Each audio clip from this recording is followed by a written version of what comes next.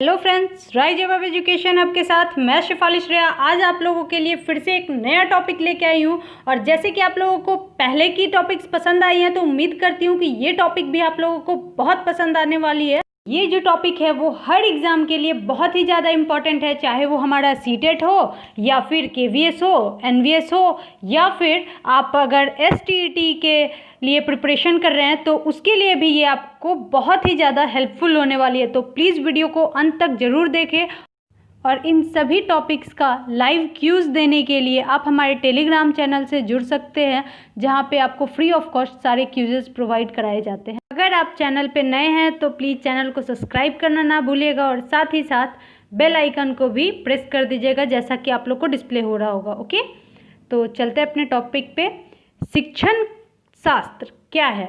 शिक्षण कार्य की प्रक्रिया का विधिवत अध्ययन शिक्षा शास्त्र या शिक्षण शास्त्र कहलाता है, जिसे हम इंग्लिश में पेडागोगी कहते हैं। इसमें अध्ययन की शैली या नीतियों का अध्ययन किया जाता है।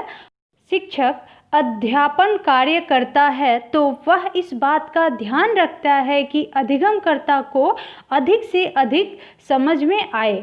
ऐसा नहीं है कि वो इस चीज़ को नज़रअंदाज कर सकते, ये बहुत ही ज़्यादा इम्पॉर्टेंट होता है। एक सजीव गतिशील प्रक्रिया है, इसमें अध्यापक और शिक्षार्थी के मध्य इंटरेक्शन होती रहती है और संपूर्ण अंतःक्रिया किसी लक्ष्य की ओर उन्मुख होती है। शिक्षक और शिक्षार्थी शिक्षा शास्त्र के आधार पर एक दूसरे के व्यक्तित्व से लाभान्वित और प्रभावित होते रहते हैं। हमेशा कोरिलेशन उनके बीच होता ही है।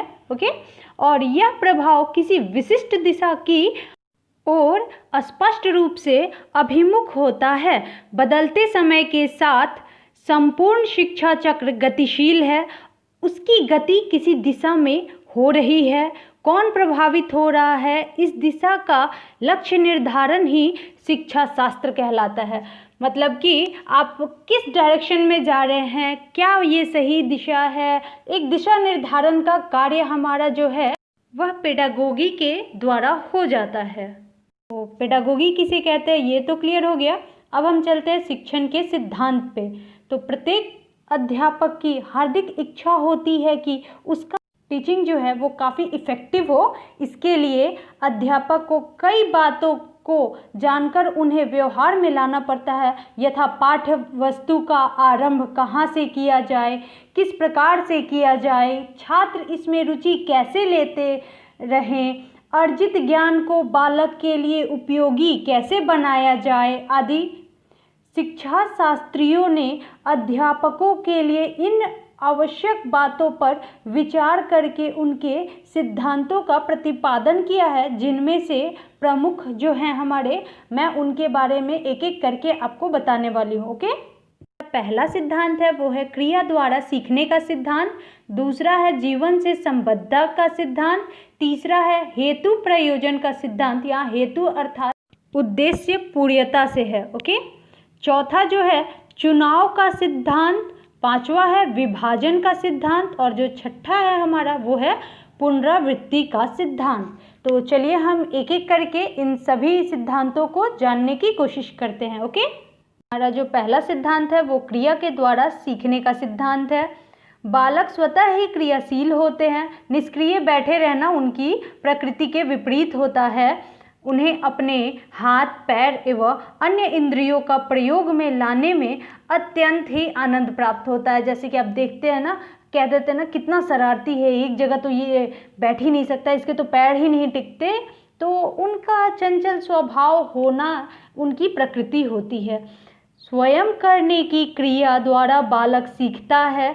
इस प्रकार से प्राप्त किया हुआ ज्ञान अथवा अनुभव उसके व्यक्तित्व का अस्थायी अंग बन कर रह जाता है।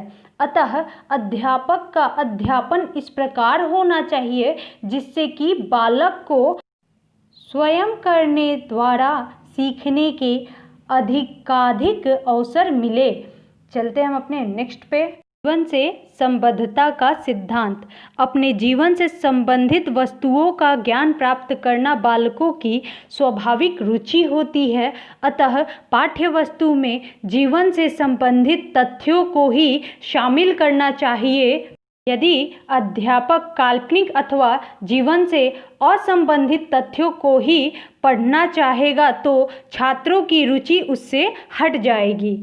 हमारा तीसरा सिद्धांत है हेतु प्रयोजन का सिद्धांत। जब तक बालकों को पाठ का हेतु अथवा उद्देश्य पूर्णतः ज्ञात नहीं होता है वे उसमें पूर्ण ध्यान नहीं दे सकते। केवल पाठ का उद्देश्य जान लेने से भी काम नहीं चलता। यदि पाठ का उद्देश्य बालकों की रुचि को प्रेरणा देने वाला हुआ तो उनका पूरा ध्यान उस पाठ को सीखने में लगता है।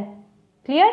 अब आता है हमारा चौथा चुनाव का सिद्धांत। मनुष्य का जीवन काल अत्यंत कम है और ज्ञान का विस्तार असीम है, अतः पाठ्य सामग्री में संसार की अपार ज्ञान राशि में से अत्यंत उपयोगी वस्तुओं को चुनकर रखा जाना चाहिए।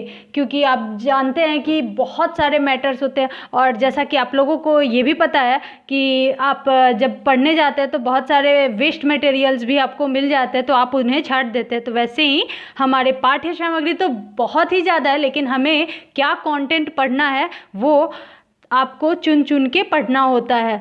जो पांचवा सिद्धांत है वो है विभाजन का सिद्धांत। संपूर्ण पाठ्य वस्तु बालक के सम्मुख एक साथ नहीं प्रस्तुत की जा सकती है। जैसा कि आप सभी जानते हैं कि आप एक साथ तो सब चीज़ों को नहीं ना प्रस्तुत कर सकते हैं। उसे उचित खंडों, अनुवृत्तियों अथवा इकाइयों में विभक्त किया जाना चाहिए। अनुवृत्तियाँ ऐसी हो जैसी कि सीढ़ियाँ होती हैं और इन्हें जैसे जैसे बालक पार करता जाए वह उन्नति करता जाए। ओके। अब हमारा छठा और आखिरी सिद्धांत आता है पुनरावृत्ति का सिद्धांत। बालक किसी पाठ्य वस्तु अथवा ज्ञान को अपने मस्तिष्क में ठोस प्रकार से तभी जमा कर सकता है जब वह बार बार उसकी आवृत्ति कराई जाए, और इस प्रकार हमारा ये सिद्धांत समाप्त होता है। और अगर अभी तक आपने चैनल को सब्सक्राइब नहीं किया है तो प्लीज चैनल को सब्सक्राइब जल्दी